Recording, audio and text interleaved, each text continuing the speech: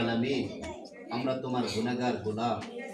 এখানে দাড়ি পাকা লোক আছে, বয়স বৃদ্ধ লোক আছে, এখানে তলবে ইলম আছে, এখানে তলবে ইলমের মা আছে, বাবা আছে, এখানে কোরআন পড়নেওয়ালা আছে, কোরআনের পাখিরা আছে।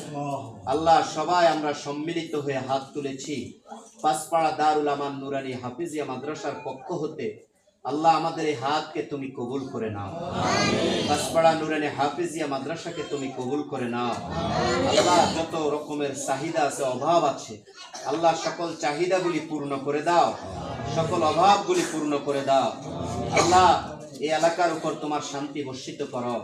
আল্লাহ, যে ভাইরা এই তলবে ইলমদের জন্য অর্থ দেয়, এরপরে সামগ্রী দেয়, জামা কাপড় দেয়, আল্লাহ, তারা কোনোদিন তোমাকেও দেখে নাই, তোমার জান্নাতকেও দেখে নাই, তবুও তারা তোমার উপর বিশ্বাস রেখে তোমার জান্নাতের আশায়, বরকতের আশায় তারা এই সাহায্য করে।